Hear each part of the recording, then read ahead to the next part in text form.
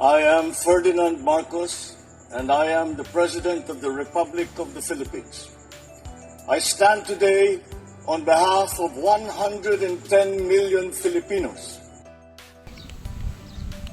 Hi everyone, it's me again. Hello universe, ayan. Shout out sa inyo mga kababayan. And siyempre let's talk vlog, ayan. This is Kalye Sorbe, sa presyo ng bigas, no?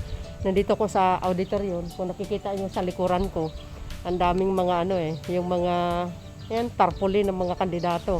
So ngayon, malalaman natin talaga na ang Marcos administration talagang may gawa, hindi po puro salita, no? Dahil presyo ng bigas ito. So sabi ko nga sa mga video ko, yung bigas sa amin ay mura, no? Bumaba ang presyo talaga. So isa-isahin natin yung mga nagtitinda ng bigas.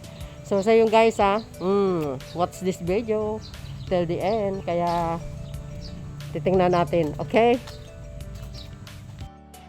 So yun guys, kung makikita nyo dito yun, masarap itong 32 mo, no? Okay lang po, masarap lang. Oo, okay. Ayan o, tingnan nyo. Puti. Itong presyo ng bigas nyo babalik pa or bababa pa siya? Hindi ko po alam na kasi depende po kasi yan pag wala ng palay. Siyempre mahal na po yung palay. So ibig mo sabihin, pag naubos na yung stock, wala nang makuha na depende rin po, no? Pero talagang bumaba ang kilo ng bigas, ano? Oo. So, ayan o, tingnan nyo, 40 kilo per, ito Ano bang brand ito? Itong 40? Regular lang. Regular siya, pero maganda, no? Maputi siya, ayan na. 40 yan, ito, 41. Ayan, 42. 43. 44. 44. Ayan. You see, mga kababayan, ayan, mga best, ayan, 48. Ayan, 38. Magandang klase siya, tingnan nyo, sasabihin nyo, pangit, hindi. Ayan, 36. Ayan. Diba? Ayan, 36. Magandang klase yan, guys. So, baka sabihin nyo, ito yung 32, talagang puting-puti. Ayan, Yan yung mga bigas nila, So, yun, best. Thank you, ading. Salamat.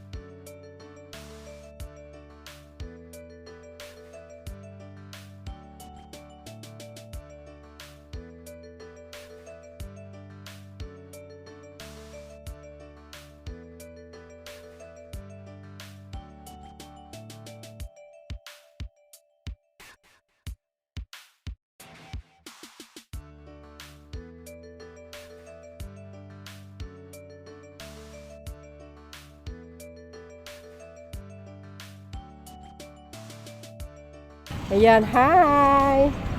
Ayan, Ito yung palengke namin dito. Very, very, very small lang ang palengke namin, pero mga bilihin dito mura. So, pupunta natin dito yung nagtitinda ng bigas. Oy, bes! Sorbe sa presyo ng bigas. Sorbe. Sa presyo ng bigas. Ayan, tingnan nyo dito, Ayan. 46. Di ba maganda? Mababa na. Yan. Ito naman, 47. You see, mga beswa. Ayan.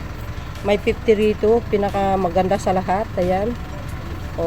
May pagkalagkit-lagkit daw. Ayan, 48. Ayan. Oh, you see? Yung bago nung bumaba si nung bumaba na si yung dating administration, ang presyo ng bigas na naabutan natin is 65 per kilo yun. Nung dumating ang Marcos administration, ayun, unti-unti nang bumaba. Hanggang ngayon, talagang bumagsak ang presyo. Lalo't papatupad na yung 24 kilong bigas. Naku po, di ba very big achievement yan sa Marcos administration. So yan guys, ano po ang kapalagayan nyo. Okay? Oy best, thank you. Oh, bye. Oh. Ayan, aakyat tayo dito. Dito. Bakit? Tapos mo ay na.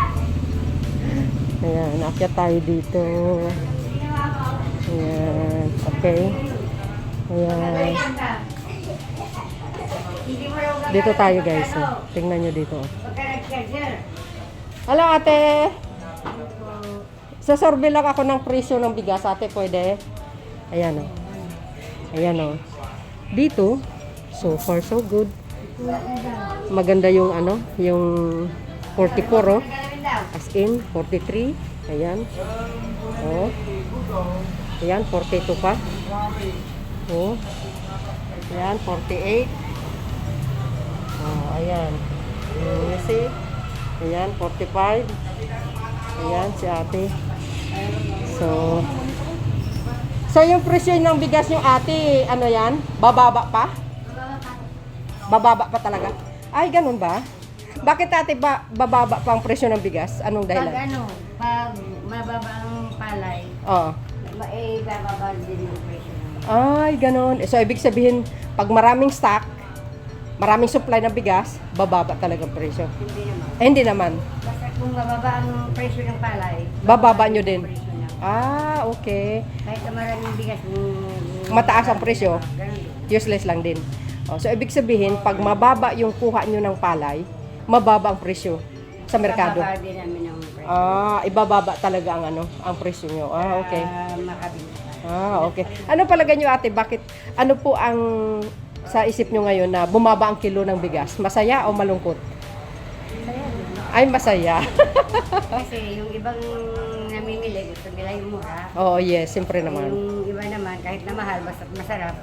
Okay lang. Ah, okay. Kasi yung mga kasama kong nagtitinda ng bigas, mababa yung mga presyo nila. Di ba nakita mo may store? Yes, 36 yes. pa yun. May 38 po. May 36 may 41. Mm-mm. Kasi depende sa klase ng bigas. Depende sa klase ng bigas. So, Sila bakit? kasi meron silang, yung class B. Ah, class A, ako class B. Puro class A naman yung Ah, atin. bakit yung iba ate, mareklamo, mataas daw ang bilihin? Ano ba ang dapat solusyon na gagawin nila kung bakit nagrereklamo sila?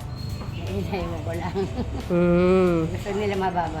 Oo, sa bagay po. Pero yung sa klase nga yung bibili nila, doon naman nila ibase kung bakit mahal yung iba.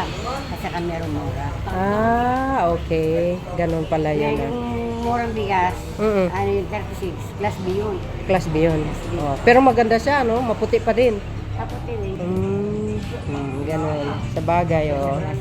Pero ang ano na lang natin ngayon, wala, dati mayroon tayong NF dito ate eh. Meron. Ngayon wala na, Oh, ayan. So yun guys, narinig yung sinabi ni ate. And of course, ayan, bumaba na talaga. Pero nung panahon, nung mga nakaraan pa, mga nakaraan, 60, 70. Hindi pa ako nakaganon. Ngayon lang ka nagtitinda ng bigas. 54 yun, pero pinakamatas lang sa amin yun. Ang nabutan mo yung 54 lang. Ah, okay. Oh, ayan. Meron 60, 65 yung malaki. Yung malagkit na yun, 65. Okay. So, Pero yung 48 po dati, yung 48 na yan, Oo. dati 52. ay, itong 48 mo dati, 52. Ngayon, bumagsak siya ng 48. Dahil bumaba nga. Bumaba talaga ang palay. Ah, okay. Bumaba naman ang bigay nila ng Ano ito ate? Local or imported? yung dati natin bigas. Yung local. Okay. Hindi galing sa ibang bansa. Hindi. Basta sa aming yan. Ay, okay. Ito talagang galing sa local, hindi imported. Oh. Sabi ko sa iyo guys eh. Pero ang ganda oh. Ang ganda nung Oo, yung bigas ko. Oo, ang ganda oh. Ang ganda ng bigas niya, oh. Hindi yung Oo. putol-putol. Oh, hindi daw putol-putol, oh. Kita mo Wow. nang buo-buo na mala. Oo Ano nga. yung maputi na makintas. Oo, buo-buo nga. Ang ganda, oh. Kahit 43, ate, oh. Kahit 42, ganun din, eh. 43 ko na tondo, dati 45 na yan. So, ibig sabihin, itong 43, dati 45. Ngayon, nagiging 43 na. Hindi na baba. Binaba talaga, oo. Kasi yung ibang may kundi mababa ang presyo nila. Kaya Oo. pag bumaba ng kuha mo ng bigas, ibababa mo rin para makagamit. Oo. Ibig sabihin, pag bumaba yung presyo ng bigas, dapat ibaba nyo rin ang presyo dito sa sa merkado. Okay. Ano lang, yung parang kita na huwag lang maliit. Basta yung sapat lang na talagang naman. So, ibig sabihin, maganda yung pamumuno ngayon ng bagong administrasyon. Ano, ate? So noon, ang pinta ko nito, 1 to. 1-2. Ngayon, Ngayon, babagsak ng 1,550. 150 lang, 1,550 lang? 1,150, Oo. o kaya 1,1. Kung maramihan ng kukunin, yung magtitinda rin kagaya ko, bibigay ko ng masarap. Kung ibig sabihin, may discount. Okay. Good naman, galing. 1,050 lang. Biro nyo yun, guys. Kasi, Pintahin mo yung 40 sa 25 kilos kung magkano. Ayun. Yan laking discount mo pagka buo ang bibilhin mo. Okay. Oh, yun. So, yun guys. Maraming salamat sa inyong watching dyan. Shout out. Ayan. So, yun ate. Thank you. Salamat po. Yan. Dito sa amin. Oh, see? Ito yung namin, no? Palengke namin, no? Mahaba ito pero hindi ako... Ayan. Hi! Oh, ayan, no?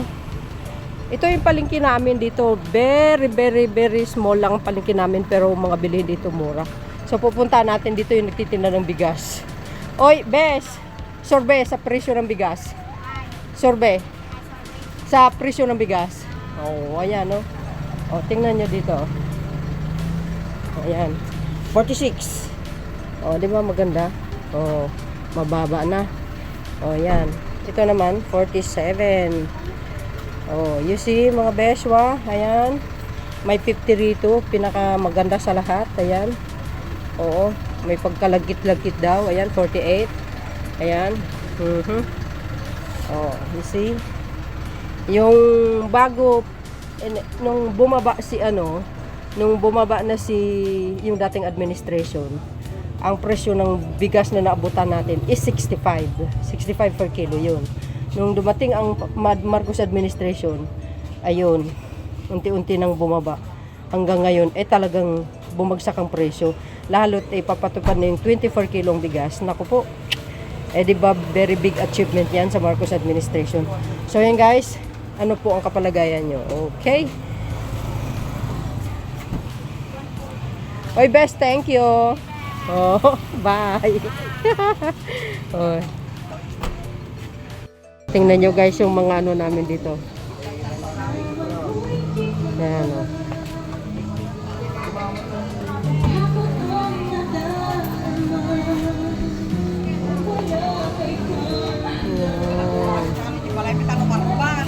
Kung nakikita nyo, mga beswa, ang presyo ng bigas talagang bumaba, di ba? Sabi sa inyo Sabi ko nga, pag ang pinuno ay magaling, madiskarte, alam niya kung paano niya diskartehan o solusyonan ang problema ng mamamayang Pilipino pagdating sa pamilihan, lalo na sa bigas. Ayan, no? Bumaba nga talaga. So, sa mga taga Visayas, napakaswerte nyo, no? Ipapatupad yung 24 kilong bigas. Well. Para sa akin, Pangulong Marcos lang ang pinakamagaling na pangulo sa totoo lang. Actually guys, no, ang dami nito. Ang daming nagtitinda ng bigas. Same presyo lang ang nakikita ko. Kaya ilan lang ang pinapakita ko sa inyo. Kaya ayan ang resulta, no, kung paano magaling mamuno ang Pangulong Marcos Jr.